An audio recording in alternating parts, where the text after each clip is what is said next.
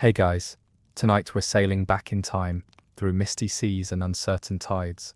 You feel the salty air as the long ships creak with the weight of eager warriors. The Vikings, fearsome, relentless, and always just over the horizon, are coming, and their raids will soon shake the world, you know. You're part of a world that is at best, still unsure of how to stop these unpredictable invaders. But don't worry, it's not like you're actually going to survive this. You're definitely not going to make it, not when the Vikings are on your shores. But that's the fun, right? The adrenaline of knowing what's coming, but having zero control over it. So, before you get comfortable, take a moment to like the video and subscribe, but only if you genuinely enjoy what I do here. Oh, and while you're at it, let me know where you're watching from and what time it is over there. I'd love to hear about it. Now, dim the lights. Maybe turn on a fan for that soft background hum, and let's ease into tonight's journey together. Viking expansion. That's where it starts. The ripple that would eventually shake the foundations of Europe. But how did it happen? When you think of the Vikings, you likely picture blood-soaked raids, the thunder of hooves, and wild-eyed warriors swinging axes at defenseless villagers. But that wasn't always the case. No, it began in much quieter, more calculated ways. The Viking raids didn't emerge from nowhere. The Vikings, a collective group of Scandinavian tribes, weren't looking to conquer the world at first. They were simply after something far more valuable: wealth. After all, wealth brings power, and in Viking society, power meant survival. The lands of Scandinavia, while rich in culture and resources, didn't offer the same wealth as the more established civilizations of Europe. So, the Vikings sought it elsewhere. They sailed, quite literally, across the seas, hoping to find treasure, plunder, above all, glory. But what was the trigger? Historians still argue whether it was the decline of the Frankish Empire, or the pressure of an overpopulated Scandinavia. Perhaps it was a bit of both, but one thing was certain: the Vikings were about to make their mark. Their first recorded raid was in 793 AD, at the Lindisfarne Monastery in England. A quiet spot with rich treasures and limited defenses. The monks, unsuspecting and unprepared, were caught off guard by the Viking longships that emerged from the mist like ghosts. Now, remember how I said you probably wouldn't survive this? That's where we're going. The Vikings weren't just sailing for a good fight. They had a plan. They knew exactly where to strike. They knew how to avoid detection, and how to take what they wanted in a flash. As you watch the longships slip through the mist, their sleek hulls cutting the water with the quiet precision of a predator stalking its prey, you can't help but marvel at their design. The Vikings, it turns out, were master shipbuilders, innovators whose engineering would give them the edge they needed in the coming raids. It wasn't just about a boat, it was about a weapon. These ships weren't like anything Europe had seen before. Fast, flexible, and capable of navigating both deep oceans and shallow rivers, they were the perfect tool for Viking raiders. In fact, historians still argue whether the Viking longship was the most important piece of military technology of its time. Some say it was the longship's ability to travel up rivers and land directly on beaches that made the raids so effective. Others claim it was the speed and stealth with which the ships could disappear into the sea after a successful strike. Either way, there's no doubt that the longship became the heart of the Viking raid strategy. The ships themselves were narrow and long, designed to carry warriors swiftly across the water. Each one could hold anywhere from 20 to 60 men, depending on the size. They had shallow drafts, meaning they could slip into shallow waters where larger vessels would be stuck, and they could be carried over land if necessary. But what really set the Viking ships apart were their sleekness and speed. You might think of Viking ships as slow, lumbering behemoths, but in truth these vessels could reach impressive speeds. Historians still argue whether Viking ships could hit speeds as high as 15 knots, faster than some modern sailing boats. But one thing is clear: when the Vikings were coming, they were coming fast. At night, the Viking raiders would lie in wait, ready to pounce when the time was right. But how did they know when the time was right? That's where their tactical mastery came into play. By choosing their targets carefully, striking only when they had the upper hand, the Vikings were able to terrorize Europe without ever giving their enemies a chance to retaliate. But Viking raids were never random. There was always method behind the madness. Viking raiders didn't just target the first village they saw, they had a plan. And it was all about choosing the right time and place to strike, which often meant waiting in the shadows until the perfect moment. This was an art form, perfected over generations of raiders who understood the need for both patience and precision. Historians debate the extent to which the Vikings employed spies or intelligence networks, but there's evidence to suggest that the raiders had a keen understanding of their targets. They knew which monasteries held the most treasure, which towns were least prepared for an attack, and which villages would be caught off guard in the dead of night. In one of the earliest raids, the Vikings attacked the Lindisfarne monastery at just the right time. The monks, wrapped in their spiritual routines, were blissfully unaware of the danger. The raiders who had scouted the area, and waited for the perfect moment, swooped in under the cover of darkness, pillaging the monastery and disappearing before the local forces could mount a defense. And that was the genius of Viking raids: the speed, the surprise, and the ability to vanish without a trace. Once the raid was complete, they didn't hang around to loot or fight. They took what they wanted, and then melted away into the darkness, leaving the locals to wonder if they had ever even been there. As you continue your journey through the night, the Viking longships glide silently across the waters, their wooden frames creaking only slightly as they cut through the waves. It's eerie, the silence before the storm. The Vikings, though, are never silent in their movements. They are calculating, precise. Every raider knows his role, and the raid is more than a mere assault. It's a carefully orchestrated performance, where every part of the operation is designed to strike fear, collect wealth, and disappear into the mist before anyone can respond. One of the most brilliant tactics the Vikings perfected was their ability to strike when and where no one expected them. The timing of their raids was nearly as important as the attacks themselves. Viking warriors would wait for the darkest hours of the night, when the world was asleep, or at the edge of dawn, when fatigue began to take hold of defenders. Historians still argue whether the Vikings timed their raids based on lunar cycles or the tides, but it's clear they understood their environment better than anyone else at the time.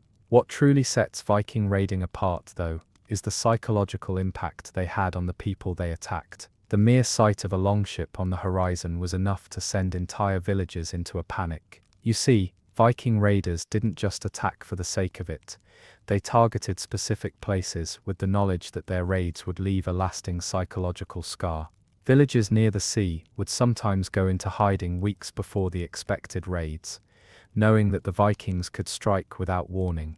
Take the famous Viking raid on the town of Paris, for example. In 845 AD, a fleet of Viking ships sailed up the Seine River, carrying an army of Norse warriors who had their eyes set on the heart of the Carolingian Empire.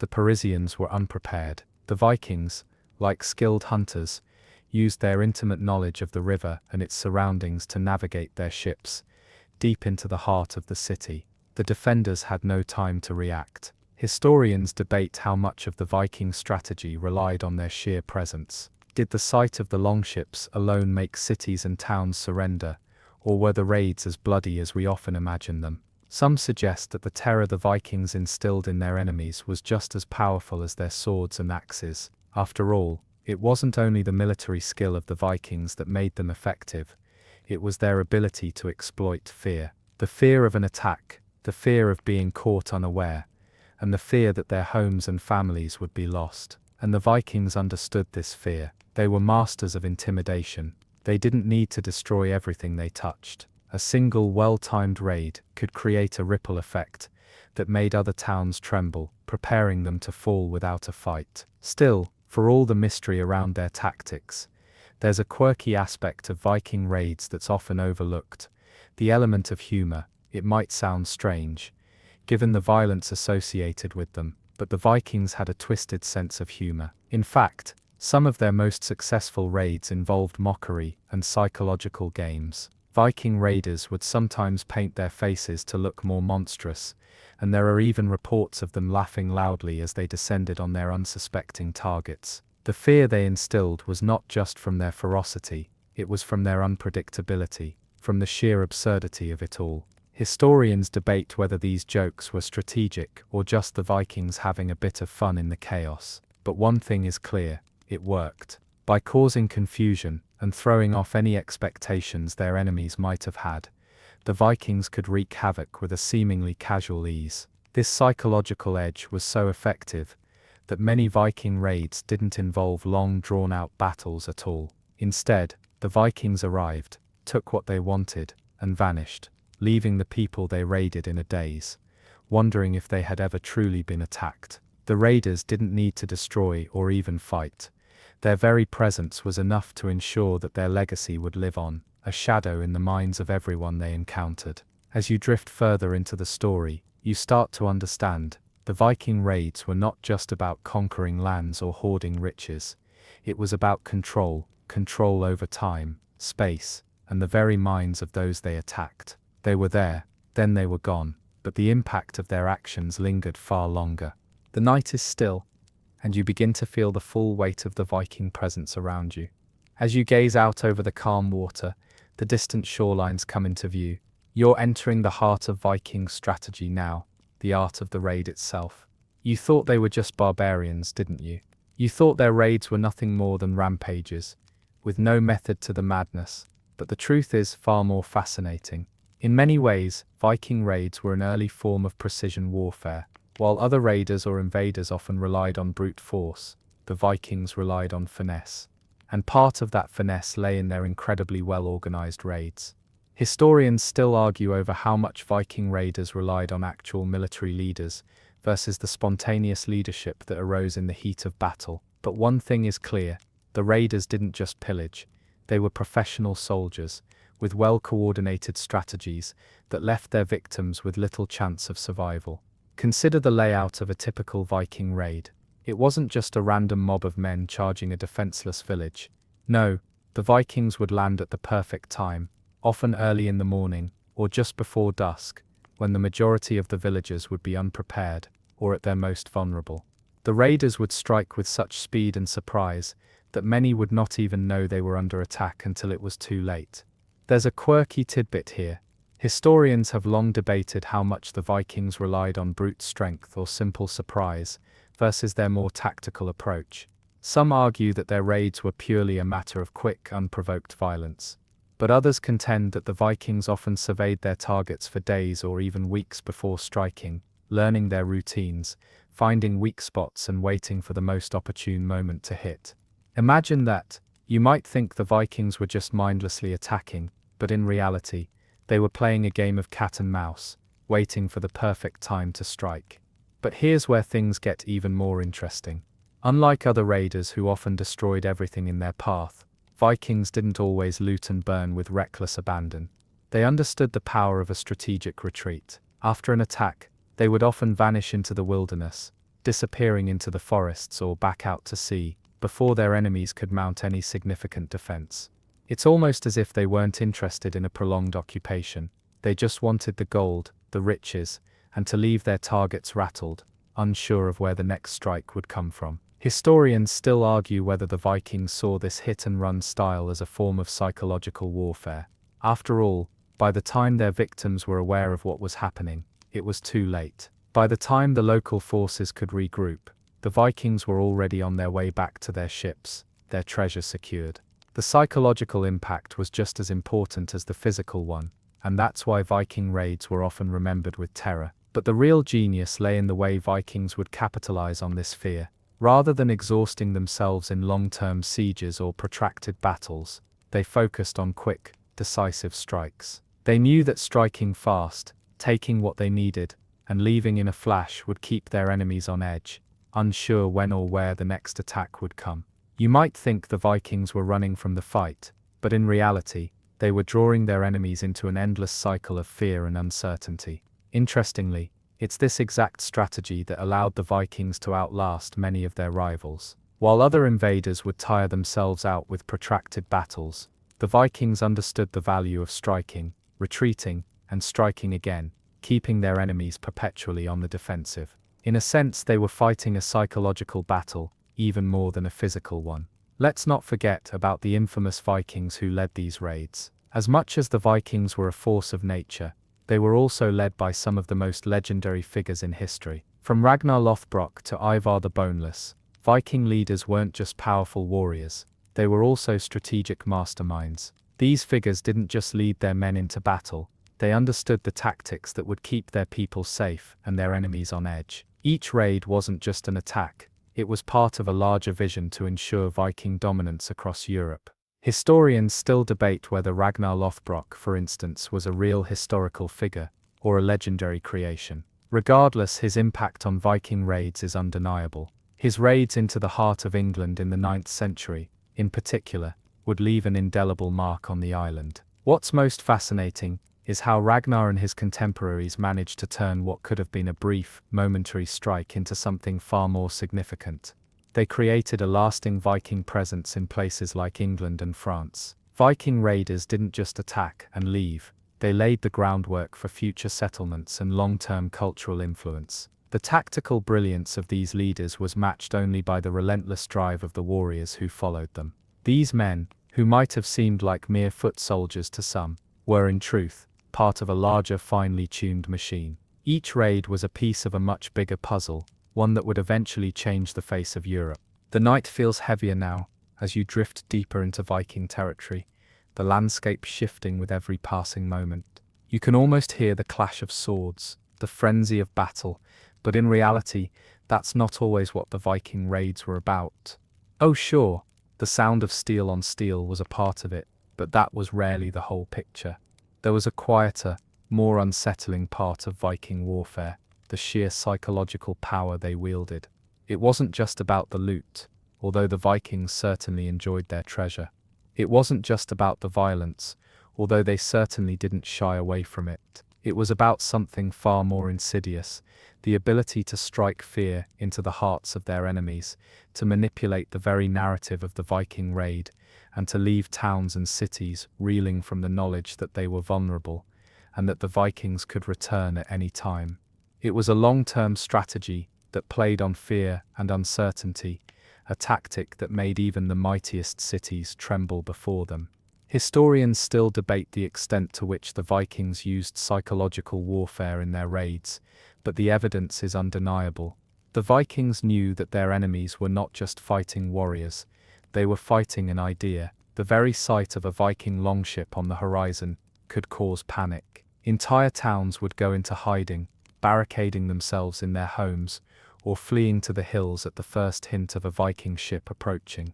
The Vikings' name alone, by the time their raids were in full swing, carried such weight that it often preceded them, setting the stage for their attack. But here's the kicker: Vikings weren't just attackers, they were storytellers. They understood the power of a good narrative, and they crafted it with every raid they carried out. You see, the Vikings didn't just strike at random, they made sure their raids were legendary. If you survived one of their raids, you would tell the story for years to come, recounting the terror and chaos that accompanied their arrival. They used that fear as a weapon, spreading rumors, creating an aura of invincibility. This aura wasn't built on sheer bloodshed alone, it was built on the whispers that followed their raids, the stories that went around the campfires and through the towns. People feared the unknown, and the Vikings played on that perfectly. And speaking of their fearsome reputation, let's talk about the Viking leaders for a moment. While many Vikings were warriors, the true tacticians were the leaders. These men, and occasionally women, weren't just feared, they were almost revered as demigods. Their names became synonymous with conquest, power, and unrelenting strength. Figures like Ragnar Lothbrok, who continues to straddle the line between myth and reality, were the face of Viking terror. But it wasn't just their military might that made them formidable, it was their understanding of how to control the narrative, and how to inspire both loyalty and fear in equal measure. You probably think you know Ragnar from the sagas, or maybe even from the TV shows, but let's take a closer look at the real Ragnar. Some historians argue that Ragnar was a combination of several Viking leaders, blended into one larger-than-life figure. But even if Ragnar himself was a fabrication, his legacy was very real. His raids in England, particularly his famous attack on Lindisfarne, cemented his place in history. The town of Lindisfarne, a revered Christian site, was raided in 793 AD, marking the start of a new era of Viking incursions into Britain. But the real beauty of Ragnar's raids was in how he turned these attacks into something more than just violence. His raids weren't about taking land for the sake of land, they were about making a statement. Ragnar and his warriors didn't just steal riches, they stole something far more valuable, the illusion of safety. The Vikings had a way of making their attacks feel inevitable, as if the people living in their path were simply waiting for the inevitable to occur. This sense of certainty, this looming shadow of Viking retribution, was far more powerful than any sword. Once you were in the sights of a Viking raider, your fate was sealed, even before the battle began. But the Vikings didn't just raid for the thrill of it. They were also looking to expand their influence. In many ways, their raids were an early form of diplomacy, by other means. They didn't just want to plunder, they wanted to leave behind something that would allow them to return, and return they did. Viking leaders would often demand tribute from the towns they raided, a form of protection money. This created a cycle where raiders became rulers, and rulers in turn had to continue paying them to avoid further raids. It was a brutal but effective system, one that gave the Vikings a foothold in many parts of Europe. Take the example of the city of Paris again. After their famous siege in 845 AD, the Vikings didn't just leave with riches. No, they came back, again and again, each time demanding more and more from the local rulers. Eventually, Paris had to pay them to leave. This was a game changer. The Vikings didn't just take, they extracted what they wanted and used it to fuel further raids. Each successful attack only made their position stronger, and their reputation more terrifying. Historians still argue whether the Vikings saw themselves as conquerors, or simply opportunists. But if you think about it, what's the difference? Whether they were taking land for settlement, or simply raiding for wealth, the Vikings were masters of turning every raid into a power move, a carefully calculated strategy that left the world on edge. The wind picks up, and you feel the tension of the past settle into the atmosphere, like a quiet storm ready to break. The Viking raids are relentless, endless in their strategy and execution, but there's a deeper layer to their success that most people overlook. You've heard of their weapons, their ships, and their ability to strike fear into the hearts of their enemies. But there's one more crucial element that allowed the Vikings to not only raid effectively, but also secure their long-lasting influence across Europe. Their ability to build lasting settlements. The surprise twist. You thought it was all about the gold, didn't you? But the Vikings weren't just after wealth in the short term, they were thinking long term. The raids, while profitable, were only part of the equation. You see, they were laying the groundwork for something much bigger, a Viking presence across Europe that would last long after their ships left the shores. The Viking strategy wasn't just about burning and pillaging, it was about creating a base for future expansion. In this sense, the Vikings were a bit like strategic investors. They didn't just take what was immediately available, they sought to invest in their future. As much as the raids were violent and terrifying, they also served as a stepping stone for the Vikings to establish new territories, to lay the groundwork for settlement, and to expand their influence in ways that many other invaders failed to do. Historians still debate whether the Vikings' main motivation was truly to settle and create communities, or whether they simply wanted to keep raiding. The truth lies somewhere in between. The Vikings did in fact take control of several regions and established settlements, but even after settling, they never truly stopped raiding. They would build a community, take what they needed, and leave a garrison behind to protect it, only to return later when the time was right. Let's take a look at the Viking settlement in Normandy. In 911 AD, after years of raiding and demanding tribute from the Franks, Viking chieftain Rollo and his followers were granted land in what is now modern-day France. This was a key moment in Viking history. The Franks, worn down by years of Viking raids, decided to offer a more permanent solution, give the Vikings land in exchange for peace. The result, the Vikings became the new rulers of Normandy, a region that would go on to play a pivotal role in European history, especially during the Norman Conquest of England in 1066. The settlement wasn't just a stopgap measure, it was a strategic move. The Vikings, now the lords of Normandy, had a secure base from which to launch further expeditions, trade routes, and cultural exchange. The Viking influence, which had begun with raids, now found a more permanent form. The idea of taking land, establishing dominance, and building something lasting was a brilliant part of the Viking strategy that allowed them to hold on to power long after the raids had ended. But it didn't stop there. The Vikings also expanded into what is now Ireland and parts of Scotland, where they established fortified trading posts and towns, laying the groundwork for future generations of Viking settlers. In the long run, these settlements would contribute to a more stable Viking society, one that would continue to exert influence over the rest of Europe.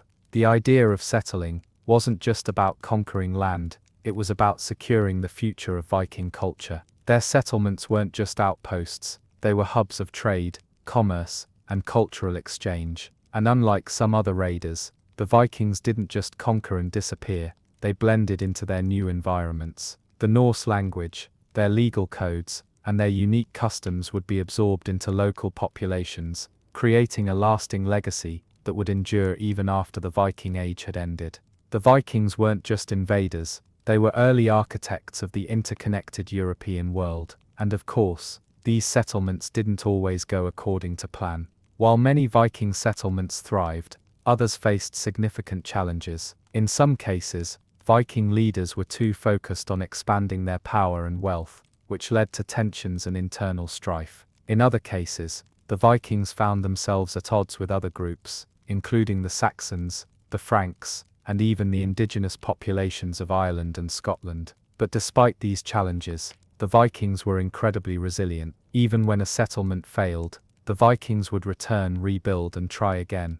This was part of the larger Viking mindset, the ability to adapt and persist, no matter the odds. If a raid didn't go as planned, the Vikings didn't just give up, they regrouped, they adapted, and they found a new way to achieve their goals. That's the essence of Viking success. It wasn't just about taking what they could get in the moment, it was about creating something sustainable for the long term. Historians still argue whether the Vikings were truly pioneers of European settlement, or whether they were simply opportunists who got lucky with their raids and eventual settlements. But no matter which side of the debate you fall on, it's hard to ignore the long-lasting impact the Vikings had on the regions they touched. Their influence, both militarily and culturally, reverberated across Europe, and even centuries after the Viking Age, the traces of their presence can still be found in the languages, customs, and even the very fabric of European society. You feel the pace slow now as the story settles deeper into the landscape, the aftermath of the Viking raids becoming clear. But it's not over yet, not by a long shot. You've seen the Vikings land, you've witnessed their raids, and you've even watched them settle and build. But there's one key element of Viking strategy that we've yet to explore fully: their ability to adapt to the land they conquered.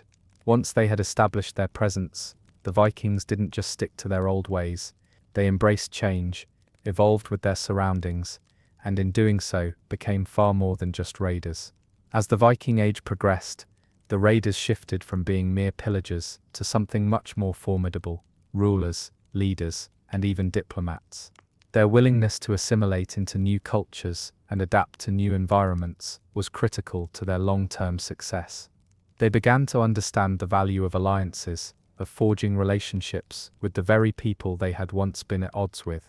And while their raids may have started as violent and ruthless, over time they learned to use diplomacy and trade to strengthen their position. Take, for example, the Viking invasion of England.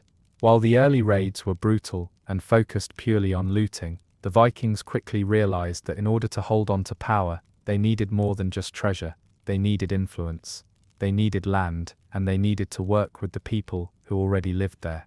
One of the most famous moments of Viking diplomacy came in 865 AD, when the great heathen army, led by the sons of Ragnar Lothbrok, landed in East Anglia. The Vikings didn't just raid and plunder this time, they set up shop, so to speak. They didn't just pillage and leave. Instead, they began to conquer territories, negotiate with local kingdoms, and integrate themselves into the social and political fabric of the region. The Vikings didn't just take, they established themselves as rulers. Historians still argue whether the Vikings were simply opportunistic conquerors, or whether they were truly looking to create a lasting presence in England. What's clear is that their ability to adapt to local conditions allowed them to become a lasting part of the island's history. They forged alliances with other groups, created treaties, and built settlements that would become the bedrock of the Danelaw, a Viking-controlled region in England. It wasn't just about raiding, it was about creating a new world, one in which the Vikings could thrive. But it wasn't just England that saw the Viking influence grow. In Ireland, the Vikings established Dublin as a major trading hub, a centre of commerce that would rival other great European cities of the time. The Vikings brought with them new trading routes, connections with other parts of Europe, and a fresh cultural influence that would shape Ireland for centuries to come.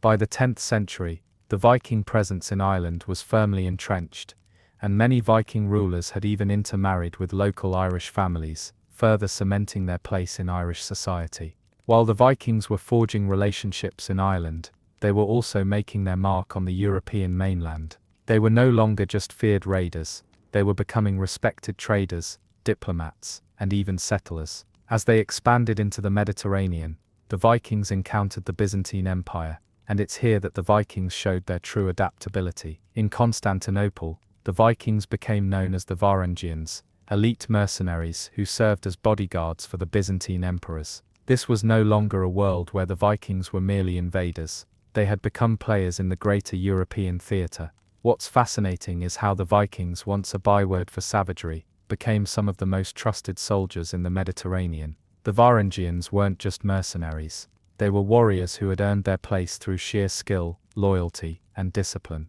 Over time, many of them would integrate into Byzantine society, learning its customs, adopting its ways, and even intermarrying with locals. In doing so, the Vikings went from being raiders who struck fear into the hearts of people across Europe, to respected and influential figures in the heart of one of Europe's greatest empires. Historians still debate the role of the Vikings in shaping the Byzantine Empire. Were they simply mercenaries, or did they influence the very structure of the empire? Some argue that the Varangians brought with them a level of warrior culture that had a lasting impact on Byzantine military traditions. Others suggest that the Vikings' real contribution lay in their ability to forge alliances with the Byzantines, opening new trade routes and strengthening the empire's ties to northern Europe. Either way, the Viking influence in Constantinople was significant, and it marked the beginning of the end for the old raiding Viking ways. The irony of it all is clear now. The Vikings who began their journey as a band of marauding warriors had transformed into something much more powerful: rulers, diplomats, and mercenaries. They were no longer the invaders, they were the ones being courted, and in their wake, they left a lasting imprint on the cultures they touched, shaping the medieval world in ways that few other raiders ever could. As the Viking story continues, you begin to feel the tension shift once again, the landscape growing darker as their influence expands. You've seen how the Vikings were more than just warriors, they were diplomats, traders, and settlers. But the most intriguing aspect of their strategy was their ability to forge unlikely alliances that would shape not only their future, but the future of entire kingdoms. The Vikings were masters of adaptation, but they were also masters of making the best of any situation, even when it seemed as though their path was blocked. One of the most surprising alliances the Vikings forged was with the very people they had spent years raiding, the Anglo-Saxons. You might think that after decades of Viking raids on Britain, the Anglo-Saxons would have hated the Vikings with a passion, and you'd be right, at first. But as time went on, the Anglo-Saxons, especially those in the Danelaw, came to realize that the Vikings weren't just a threat, they were also an opportunity. Historians debate the nature of the Viking-Anglo-Saxon relationship. Was it purely a pragmatic alliance, or was it driven by necessity and survival? Some historians argue that the Vikings and the Anglo-Saxons could never fully trust each other, given the history of raiding and conflict. But others suggest that the Vikings and the Anglo-Saxons eventually formed a symbiotic relationship, one in which both sides benefited. The Vikings brought with them new technologies, new trade routes, and new agricultural practices. The Anglo-Saxons, on the other hand, offered their land, resources, and local knowledge. What's truly fascinating about this relationship is how it evolved over time. While early Viking raids were brutal, by the 10th century, the Vikings had become part of the social fabric in England. They intermarried with the local Anglo-Saxon population, and many Viking leaders were recognized as legitimate rulers, rather than just invaders. The Danelaw, the Viking-controlled region of England, was a prime example of this. The Vikings who settled in this region didn't just stay separate, they integrated with the local Anglo-Saxon population, becoming rulers in their own right. The formation of the Danelaw was an essential part of Viking strategy. It was more than just a piece of land, it was a base from which the Vikings could exert influence over much of England. Historians still argue over how much of the Danelaw was truly under Viking control versus Anglo-Saxon control, but what is clear is that it became a center of Viking power in England. In many ways, the Vikings succeeded where others failed. They didn't just take land and run, they stayed. And in staying, they created a lasting legacy that would change the course of English history forever. But the Vikings didn't just stop at the shores of Britain. No, they had their sights set on other territories as well. And this is where their ability to form unlikely alliances really comes into play. In the Mediterranean, where the Vikings had been raiding for years, they eventually started to build relationships with the locals, including the Byzantines. The relationship between the Vikings and the Byzantine Empire is one of the most interesting and complex alliances in history. In the 10th century, Viking warriors, known as the Varangians, became an elite group of mercenaries in the Byzantine Empire. The Varangians were renowned for their fierce loyalty,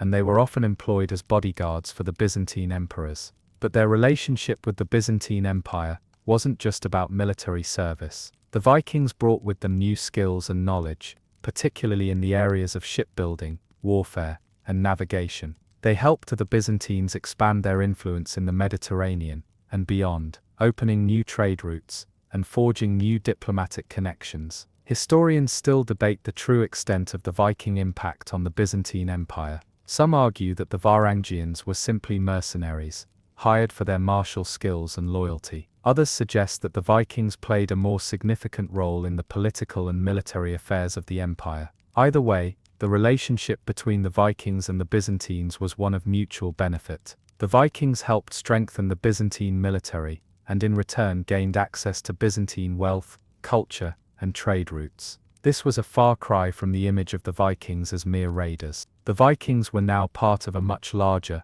more sophisticated political and military network. In many ways, this marked the final phase of Viking expansion. They were no longer just raiders, they were key players in the complex political landscape of medieval Europe and the Mediterranean. The Vikings had learned how to survive, how to adapt, and how to thrive in a world that had once seemed hostile to them. Their ability to forge alliances, whether through diplomacy or military power, allowed them to stay relevant long after their initial raids had ended. You can almost hear the ripples of Viking influence spread across Europe. They've gone from the feared raiders of the seas to respected warriors and influential figures, shaping the history of kingdoms and empires. What's fascinating is that as much as their raids were destructive, their ability to adapt and survive ensured that the Vikings would leave a lasting imprint on Europe for centuries to come. It's a testament to their resilience and their cunning, their ability to turn a raid into a foundation for something greater. The winds now shift, and you feel the pace of the story change, the rhythms slowing as the Vikings take their place in the heart of European history. You've witnessed their raids, their settlements, their alliances, and their mastery of the land. But now it's time to focus on a key aspect of Viking life that's often overshadowed by their warrior image, the Viking way of life. What was it really like to be a Viking, beyond the bloodshed and conquests? To understand the Vikings, you have to look at their society, their values, and the culture that drove them to such heights of military success. While they're often remembered as fierce warriors, the Vikings were also skilled farmers, traders, craftsmen, and builders. Their society was built on a combination of rugged individualism and a deep sense of community, and it's this unique balance that allowed the Vikings to thrive in a hostile world. Historians still argue about the exact nature of Viking society.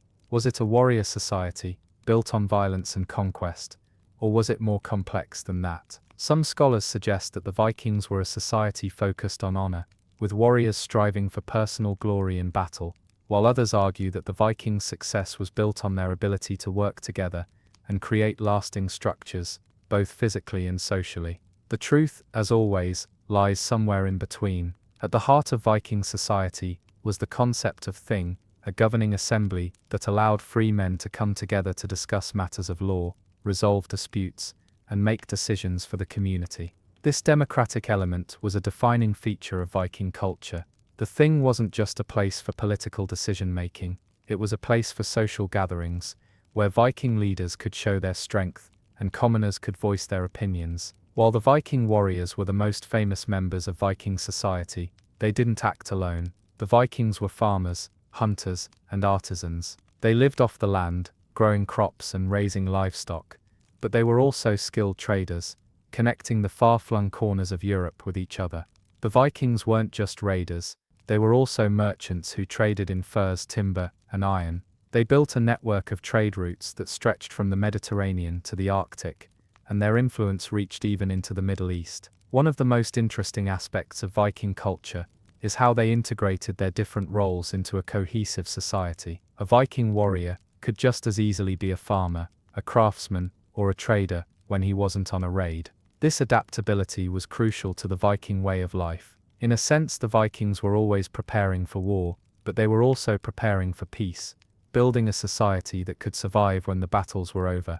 This ability to switch between roles allowed the Vikings to continue thriving, even when their raids slowed down, or when they settled in new lands. And of course, you can't talk about Viking society without mentioning their ships. The longship wasn't just a tool of war, it was a symbol of Viking ingenuity and adaptability. The Vikings built these ships to be fast, flexible, and capable of navigating both deep ocean waters and shallow rivers. But they didn't just use them for raiding, they used them for trade and exploration as well. These ships were their lifelines, enabling the Vikings to connect with the rest of Europe and beyond, building a vast network that stretched from the shores of Scandinavia to the heart of the Byzantine Empire. The Vikings were also skilled craftsmen, producing intricate jewelry, weapons, and textiles. They created beautiful, functional objects that reflected their practical sensibilities and their rich cultural heritage. The Vikings may have been feared warriors, but they were also artisans, building not only physical empires, but also leaving behind a lasting cultural legacy in the form of their art, their language, and their myths. Historians still debate whether the Vikings' lifestyle was one of constant struggle, or one of calculated risk and reward. Some argue that the Vikings were motivated by the need for survival, constantly seeking new lands and wealth to sustain their society. Others suggest that the Vikings were driven by a desire for glory and fame, seeking to establish themselves as legends in their own time. What's clear, however, is that the Viking way of life was built on a foundation of adaptability, resilience, and an unwavering desire to push the boundaries of what was possible. Perhaps the most striking feature of Viking society was their connection to the natural world. The Vikings were deeply attuned to the rhythms of nature, and their way of life was built around the changing seasons. They understood the cycles of planting and harvesting, the rhythms of the tides, and the patterns of the stars. Their deep knowledge of the natural world helped them navigate their environment and survive in some of the harshest conditions imaginable. It was this connection to nature that allowed the Vikings to thrive in the northern latitudes, where others might have faltered. But even with all their ingenuity, the Vikings could not avoid the inevitable decline of their empire. By the 11th century, their raids had slowed, and their settlements were becoming more integrated into the cultures they had once sought to dominate. The Vikings had transformed from a collection of raiders into a diverse and influential cultural force, but that transformation came with its own set of challenges. Historians still debate what caused the decline of the Viking Age, whether it was internal strife, the rise of stronger kingdoms, or simply the exhaustion of Viking resources. Regardless of the reason, the end of the Viking Age marked the end of an era of fearsome raiders, but not the end of Viking influence. The legacy of the Vikings continues to echo throughout European history, from their settlements in the British Isles, to their mercenary work in Constantinople, and even in their cultural contributions to the development of modern European society. The Vikings were not just a violent force, they were a transformative one, shaping the history of Europe in ways that are still felt today. As the story begins to slow, you feel the weight of the past lifting, as if the Vikings themselves are fading into the mist. Their influence, however, remains undeniably etched into the fabric of European history. The Viking Age, while it may have waned, left behind a profound impact that shaped the destiny of nations. You've seen how they raided, settled, and integrated into societies far beyond Scandinavia. But the question remains, what was the true legacy of the Viking raids, and how did their influence echo through the centuries? The Viking legacy is both a cultural and a historical phenomenon. It's easy to focus on their violent raids, their pillaging of monasteries, and their conquest of lands. But the Vikings were far more than just raiders. They were agents of change, the bearers of new ideas, and the catalysts for transformation across Europe. When you think about the Vikings today, you probably picture their longships cutting through the mist, or hear tales of Ragnar Lothbrok and his sons. But beneath the surface of these iconic images lies a much more complex story of adaptation, integration, and lasting influence. One of the most enduring aspects of the Viking legacy is their impact on language. The Vikings brought with them a language that would leave a deep mark on the regions they settled in. In England, for example, Old Norse had a profound effect on the development of the English language. Many words we use today, especially in legal and governmental contexts, are derived from Old Norse. Words like husband law and take, among others, have their roots in the language of the Vikings. But it wasn't just the language that the Vikings left behind. Their influence can be seen in the place names scattered across the British Isles. Many towns and cities in England, Scotland, and Ireland still carry names derived from Old Norse. These names are a lasting testament to the Viking presence in these regions, showing how deeply they integrated into local communities. Even today, if you look at a map of the British Isles, you'll see the traces of Viking influence in names like York from the Old Norse Jorvik, and Dublin from the Norse Dyflin. Historians still debate how much Viking influence shaped the political structures of the regions they invaded. Some argue that the Vikings' raids were a destructive force that disrupted the established order of medieval Europe. Others suggest that the Vikings brought new ideas that helped to shape the political and social fabric of the countries they settled in.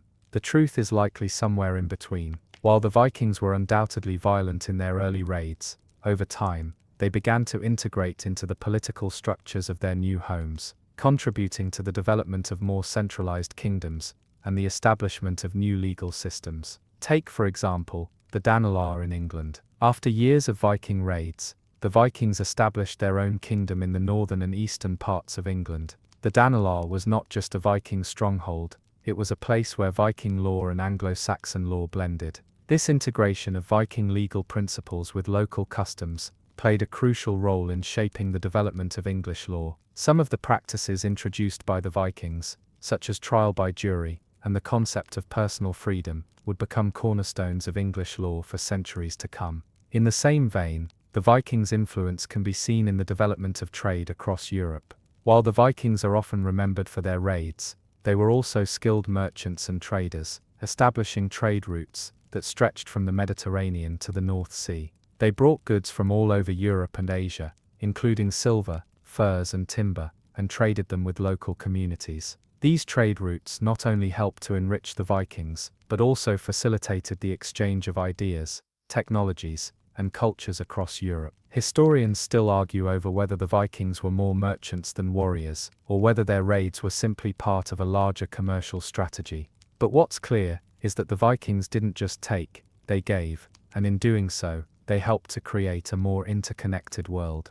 Their role in the development of trade networks laid the foundation for the growth of medieval European economies. But the Viking legacy didn't stop at trade or language. Perhaps one of the most lasting impacts of the Viking Age is the way it shaped European art and culture. The Vikings were not just warriors, they were also artists, craftsmen, and builders. The intricate designs of Viking jewelry, weapons, and ships reflect a culture that valued craftsmanship and beauty. The Vikings' artistry was not limited to practical objects. They also created stunning depictions of their gods, their battles, and their world. The Vikings' artistic legacy can still be seen today in the Scandinavian countries, where their traditions in metalwork, woodworking, and textile production continue to thrive. Viking art was not just about decoration, it was about telling stories. Each piece of Viking art was a reflection of their beliefs, their experiences, and their connection to the natural world.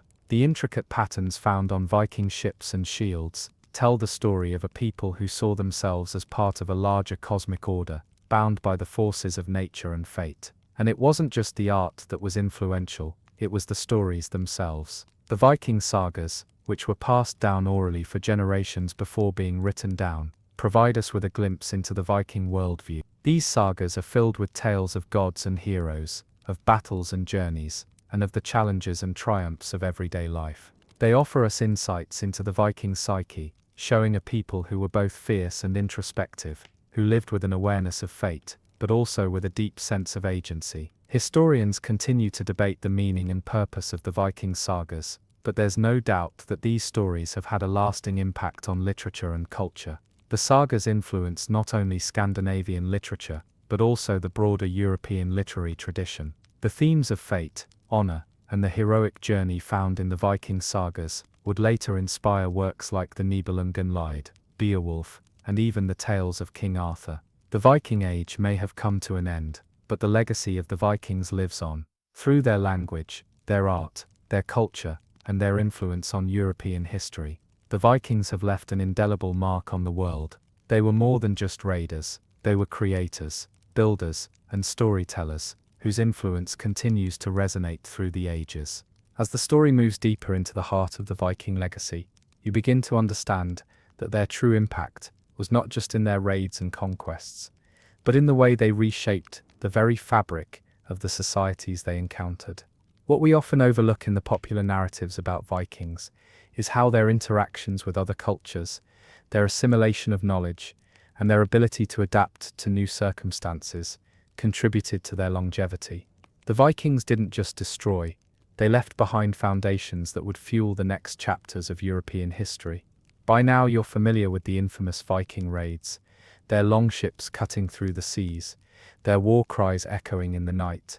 But after the shock and awe of these early strikes, the Vikings' trajectory shifted. They stopped being mere plunderers, and began to make a lasting mark in the very places they had once ravaged. The Vikings were no longer just invaders, they were becoming part of the political landscape. This shift would not only change the course of Viking history, but also alter the future of European governance and society. In places like England, Ireland, and Normandy, the Vikings were no longer seen as just marauders. They were now rulers, nobles, and even kings. Viking leaders, such as the legendary Rollo of Normandy and Ivar the Boneless, began to exercise power over vast territories. Rollo, for example, was granted the region of Normandy in 911 AD by the king of the Franks in exchange for peace. This wasn't just a concession, it was a strategic partnership. Rollo, in turn, would lead his people to prosperity and influence, blending Norse and Frankish cultures in ways that would lay the foundation for the future Norman expansion. Historians still debate whether the Vikings had always intended to settle and rule, or if the opportunity arose out of necessity. Some argue that the Vikings, initially driven by the need for wealth and resources, eventually saw settlement as a natural extension of their raids. Others suggest that as Viking leadership matured, their focus shifted from raiding to establishing long-term political power. Regardless, the settlement of Normandy was a game-changer. It marked the moment when Vikings, once viewed as nothing more than invaders, were recognized as legitimate rulers, shaping the destiny of regions far beyond Scandinavia. In Ireland, a similar story played out. The Vikings began their raids on the Emerald Isle in the 8th century, but by the 9th and 10th centuries, they had established strongholds in cities like Dublin. What's remarkable is how the Vikings in Ireland didn't just conquer, they blended with the local population. Viking leaders intermarried with local Irish nobility, and over time, the Viking settlers became an integral part of Irish society. Dublin, under Viking control, became a major trading hub, a bustling centre of commerce that would play a pivotal role in the economic and cultural exchange between Ireland and the rest of Europe. Historians still argue whether the Vikings in Ireland ever truly assimilated, or if they maintained a separate identity. Some suggest that the Vikings in Ireland were distinct from the native Irish, while others argue that over time, the differences between the two groups blurred, creating a hybrid Viking-Irish society. But one thing is clear, the Vikings left a profound impact on Ireland. Their influence can still be seen today, in the place names, in the Viking-era artifacts uncovered by archaeologists, and in the lasting cultural exchange that took place during their time. Perhaps the most enduring evidence of Viking rule in Ireland, though, is in the legacy they left behind in Dublin. The Vikings made the city a thriving centre of commerce, trade, and culture. Under Viking leadership, Dublin became a hub for connections with the rest of Europe, including the British Isles, the Frankish territories, and even the Mediterranean. The establishment of Dublin as a Viking city was part of a broader Viking strategy to connect the disparate parts of Europe, forging economic and political ties that would shape the medieval world. And then there's the story of the Vikings in the Mediterranean. While we often think of Viking raids as limited to northern Europe, the Vikings ventured far beyond their homeland. The Mediterranean, rich with cities like Constantinople, Rome and Venice, was an irresistible target for Viking expansion. Viking warriors began raiding the Mediterranean coastlines in the 9th century, but it was their involvement with the Byzantine Empire that left the most lasting legacy. In Constantinople, Viking mercenaries known as the Varangians became elite bodyguards for the Byzantine emperors. The Varangians were known for their fearlessness, their loyalty, and their skill in battle. Over time, they became more than just soldiers. They became a significant political force within the Byzantine Empire. The Vikings' service in the Byzantine Empire was a testament to their adaptability. From ruthless raiders to trusted protectors of the emperor, the Vikings had transformed into a sophisticated military force, integrating into Byzantine society in ways that no one could have predicted. Historians still argue whether the Vikings' role in the Byzantine Empire was purely mercenary, or whether they had a deeper influence on the empire's military strategies. What's clear, though, is that the Viking presence in Constantinople was a symbol of their ability to evolve and integrate into different cultures. The Vikings were no longer just invaders. They were now an essential part of the Byzantine military machine. By the end of the Viking Age, the Vikings had achieved something remarkable. They had gone from being feared raiders to rulers, merchants, and respected soldiers. They had forged lasting settlements, created enduring trade routes, and left an imprint on the culture and politics of Europe that would last for centuries. But as with all things, the Viking Age eventually came to an end. The once mighty Viking longships were replaced by larger, more powerful vessels, and the Viking leaders who had once dominated Europe were eventually absorbed into the broader political landscape. Historians still debate the causes of the Viking Age's decline, whether it was the consolidation of power in the European kingdoms, the changing nature of warfare, or the exhaustion of Viking resources. But one thing is certain: the Vikings' influence did not end with the Viking Age. Their legacy continues to shape the history of Europe, their culture, their art, and their language still leaving traces throughout the continent. The wind now carries a cool, reflective breeze as we approach the twilight of the Viking saga. The echoes of the Vikings' once dominant presence still reverberate through the lands they once conquered and settled. Their raids may have ended, their ships may have turned to relics, but the influence of the Viking Age lingers on, through language, through culture, and through the very structure of medieval European societies. It's as if their shadow has never truly faded, for the Vikings were never merely invaders. They were catalysts of transformation, quietly reshaping the world in their image. As we look at the collapse of the Viking Age, it's important to note that while their raids slowed, their legacy continued to evolve in fascinating ways. The Viking world didn't just vanish with the fall of their great raids. Instead, it merged with the societies they had touched, becoming part of the very DNA of the regions they had once terrorized. They weren't just defeated by superior military tactics or stronger kingdoms, they were absorbed into the world they had helped create. And it's this complex blend of influence and absorption that makes the end of the Viking Age so significant. Let's look first at what became of the Viking kingdoms after the raids stopped. In England, the Danelaw, the Viking-controlled region of the island, eventually gave way to a unified Anglo-Saxon kingdom.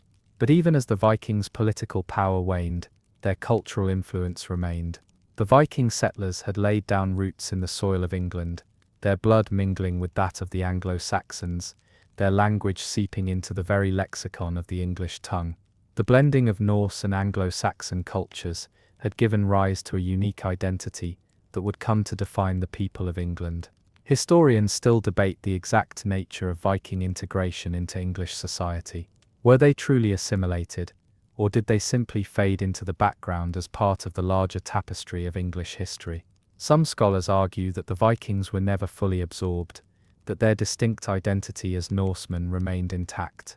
Others suggest that by the time of the Norman Conquest in 1066, the Viking settlers were indistinguishable from their Anglo-Saxon neighbours. Regardless of the debate, one thing is clear: the Vikings' presence in England left an indelible mark. In Ireland, the Vikings' integration was even more profound.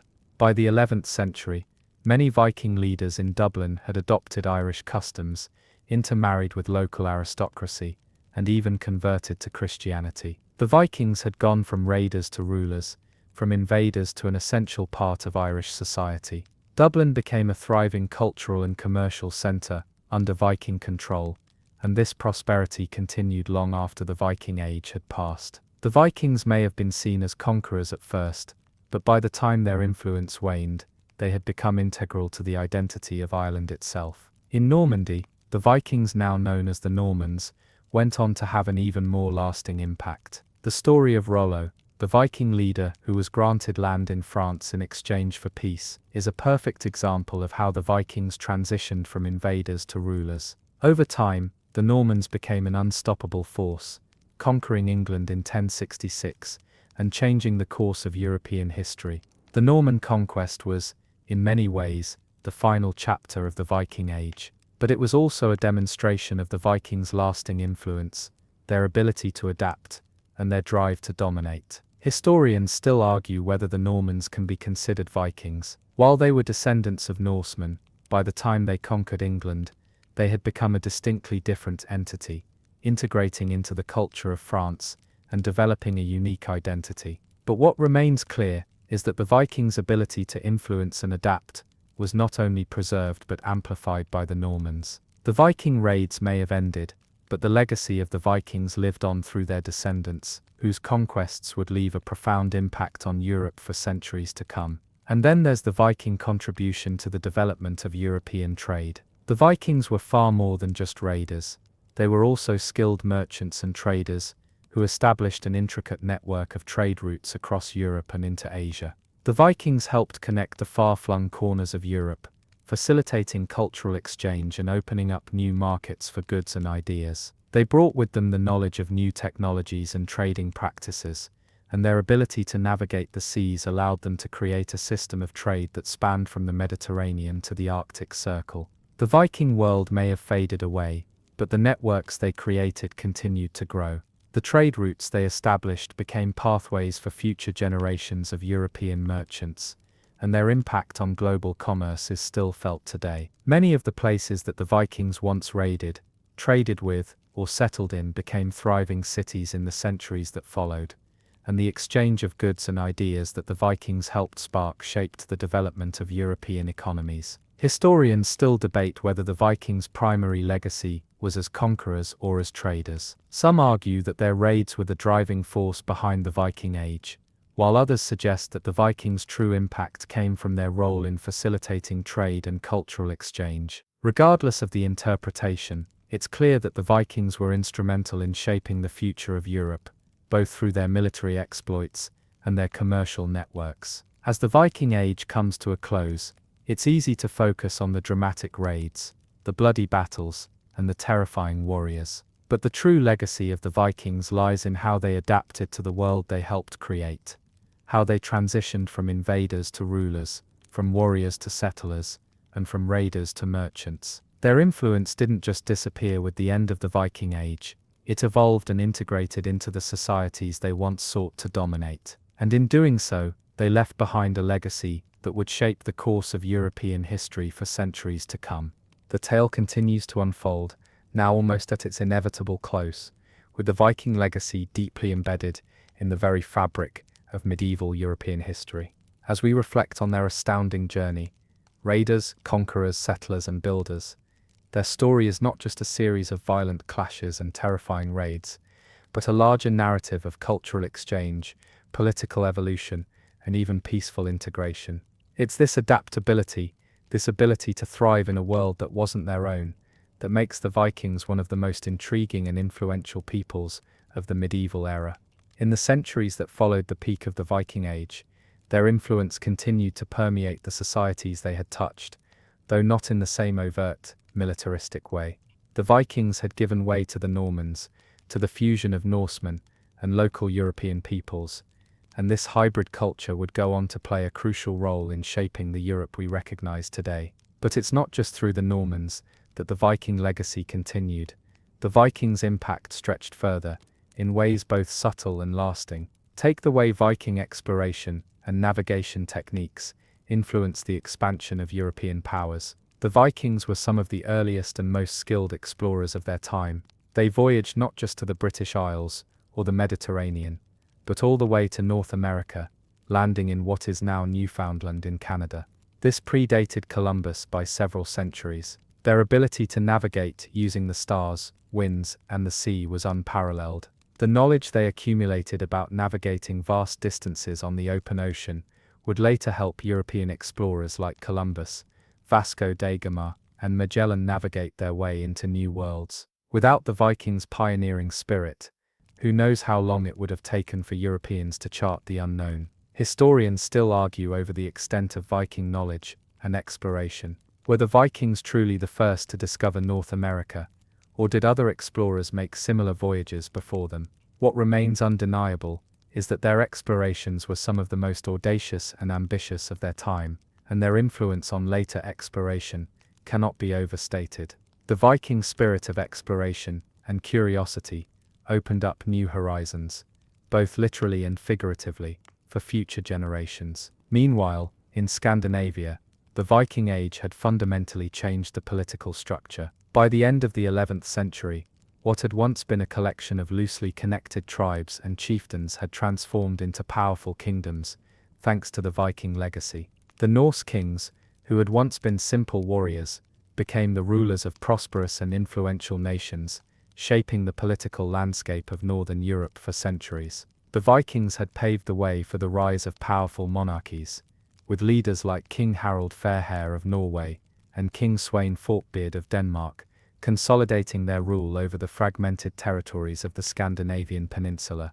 Yet, even as their kingdoms solidified, the influence of Viking ideals and structures continued to be felt. The Vikings had established a sense of unity and national identity that would persist through generations. Their ability to blend elements of Old Norse culture with the new, more centralized political structures created a balanced society that was uniquely Scandinavian. In many ways, the Viking Age was the catalyst for the modernization of these northern kingdoms, allowing them to evolve into the nations we know today: Norway, Denmark, and Sweden. It's important to consider the lasting cultural impact of the Vikings in the societies they touched. In Britain, Ireland, Normandy, and beyond, Viking cultural influence didn't just disappear with the end of their raids. Their stories, their sagas, and their legacy lived on, passed down through generations. The famous Viking sagas, written down long after the Viking Age had ended, have provided an invaluable window into the world of the Vikings,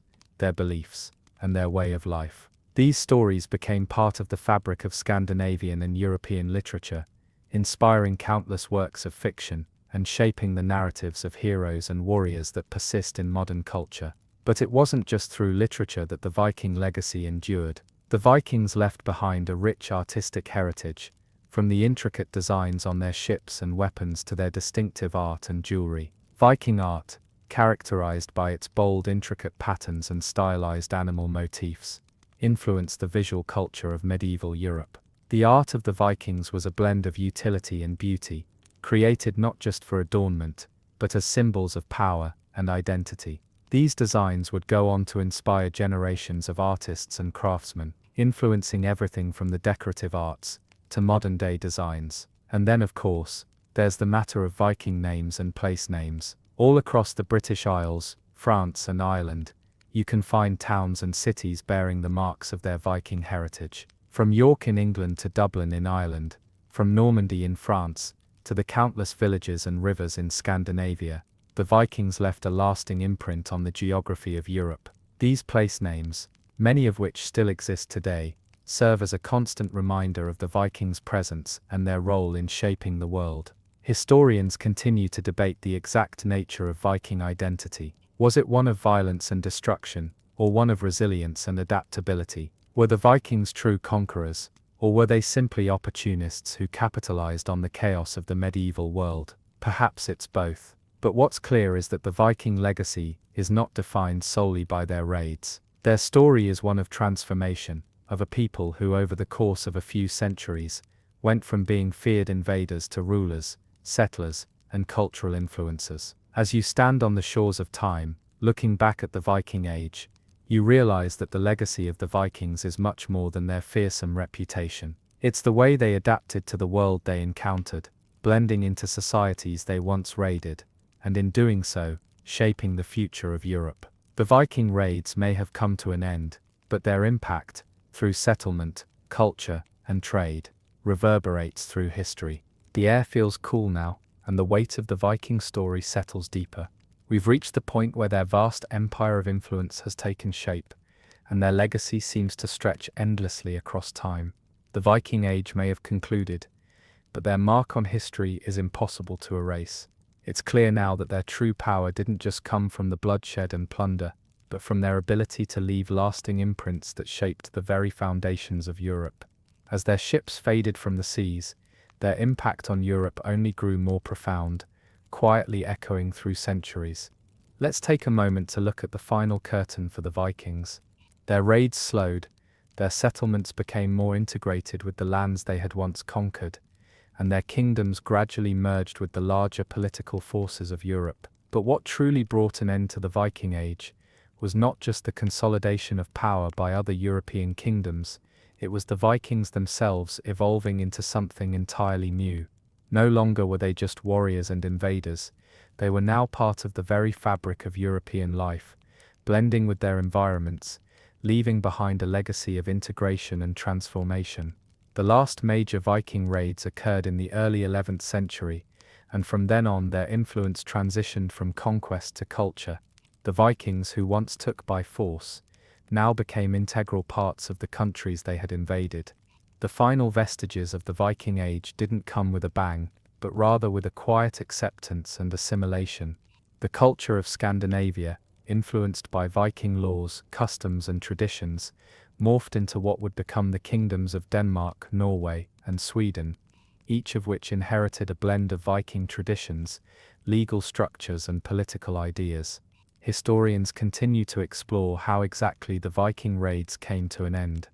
Some argue that the rise of stronger kingdoms in the British Isles and Europe forced the Vikings to adapt, to transition into roles as leaders and settlers rather than raiders. Others suggest that the changing nature of European warfare, with larger armies and more organized defense, made Viking-style raids less effective. But what's clear is that the Vikings didn't just vanish, they evolved. In the end, the Vikings didn't disappear as invaders. They became the progenitors of new dynasties, like the Normans, whose rule would leave a lasting mark on both Europe and the New World. When the Normans conquered England in 1066, the legacy of the Vikings was evident not just in their military power, but in their cultural influence. The Viking connections between Scandinavia, Normandy, and England were so deep that it was impossible to see where one culture ended and the other began. The end of the Viking Age didn't just signify the end of an era of fearsome raids. It marked the integration of the Viking spirit into the very heart of European political, cultural, and legal systems. From the Viking Age came the seeds of medieval European nations as we know them today, from the establishment of kingdoms to the blending of law, language, and trade. The Viking people had gone from invaders to rulers, from wanderers to settlers, but more importantly, they had become part of the very history they had once tried to conquer. So what about the Vikings today? The legacy they left is still deeply embedded in modern culture. From popular television series to movies, from books to video games, the Vikings continue to inspire fascination and admiration. The image of the Viking warrior, fierce and untamed, remains a symbol of strength, freedom, and adventure. But beyond the pop culture icon, the Viking legacy is alive in the nations they helped form, in the art they created, and in the stories that continue to be told.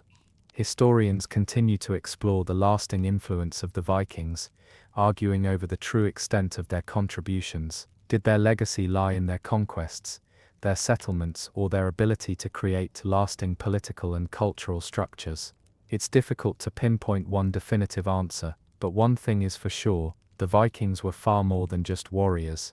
They were architects of Europe's medieval future. They left behind a world forever altered by their presence, and even centuries after their raids had ended, their influence remained undeniable. The Vikings' impact on language, law, culture, and exploration is one of the most fascinating legacies in history. They were pioneers in trade and communication, they spread new ideas across Europe, and they shaped the very structure of the countries they once raided. And through their settlement of lands like Normandy and England, the Vikings gave rise to dynasties that would influence the world for generations to come. As we close the chapter on the Viking Age, we find that their story isn't one of defeat, but of adaptation, growth, and transformation. From the fearsome raiders who terrorized Europe, to the respected rulers and settlers who shaped the course of history, the Vikings' influence is a testament to their resilience and ingenuity. They were not just conquerors, they were builders of a world that continues to shape our own. The Viking Age may have come to a close, but their legacy will live on. The echoes of their influence will resonate in the languages we speak, the countries we inhabit, and the culture we cherish. In the end, the Vikings did what they set out to do: they changed the world. As the final chapter of the Viking story draws near, you feel a sense of reverence for the way this journey unfolds. One that begins with raids and conquest, and ends with a quiet reflection on their long-lasting influence on the world. The Vikings, who once arrived like storms on the horizon, with fury and strength, now rest in the annals of history, their impact not as a single moment in time, but as a constant thread weaving through the very structure of modern society. Their raids may have ceased, but their spirit, their language, their way of life, and their innovations live on in the places they once conquered. The Vikings transformed from an enigmatic people, feared by most, into integral contributors to the medieval world, leaving behind a legacy that shaped the very foundations of European civilization. And perhaps that's their most enduring contribution: how they adapted, integrated, and ultimately thrived in a world they hadn't initially created, but left forever changed by their presence. Today, when you think of the Vikings, you think of their boldness, their exploration, and their ability to make their mark on the world. The Viking Age may have ended, but the mythology surrounding it has only grown in significance. The image of the Viking warrior, with his iron-clad armor and sword raised high, has become a symbol of adventure and strength, one that resonates as strongly today as it did in the 9th century. But beyond the iconic image, the Vikings' true legacy lies in the lasting institutions and systems they left behind. The Vikings' unique approach to leadership and governance laid the groundwork for the political structures we recognize today. Their legal systems, based on a balance of power between the king and the people, influenced the development of democratic principles in Europe. Their networks of trade and communication fostered the exchange of ideas and technologies that propelled Europe into the Middle Ages and beyond. The Vikings' influence on European architecture and engineering cannot be underestimated, either. Their innovative shipbuilding techniques revolutionized naval travel, and their approach to constructing fortifications and settlements provided templates for the development of cities throughout Europe. Viking towns like Dublin and York became thriving centers of commerce, where cultures and ideas from across the continent blended together. As you look back on this long journey through Viking history, you realize that their legacy is far more than the sum of their conquests. The Vikings did not merely seek to dominate, they sought to create, to explore and to expand the world in ways that were not always violent, but often collaborative and transformative. Their voyages across the seas opened up new worlds for trade and exchange, and their ability to adapt to new lands and cultures allowed them to thrive where others might have perished. The transition from fierce raiders to rulers, from mercenaries to traders, was not an easy one. It required flexibility, vision, and an understanding of the changing dynamics of power in Europe. The Vikings, with their adaptability and resilience, embraced this challenge and found their place in the medieval world.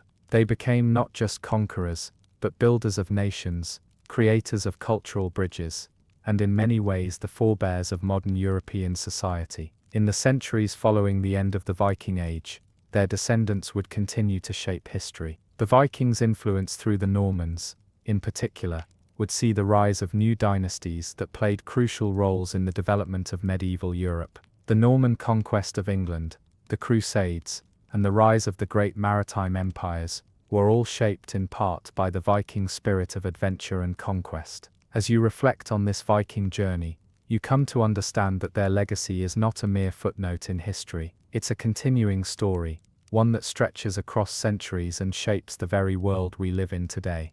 The Viking raids may have ended, but their culture, their legacy, and their impact on the world have never truly disappeared. They live on in the names of cities, in the language we speak, in the laws we follow, and in the very spirit of exploration and adventure that defines much of human history. So as the final whispers of the Viking Age fade into the soft hum of the present, we remember that the true mark of their greatness is not in the battles they won, but in the worlds they created. They were warriors, yes, but they were also architects of civilization, bearers of culture, and most importantly, people who changed the course of history. Now as you drift away from the tale of the Vikings, with their longships and fierce warriors, remember this: the Vikings are not just a part of the past, they are a living, breathing part of the world we continue to shape today.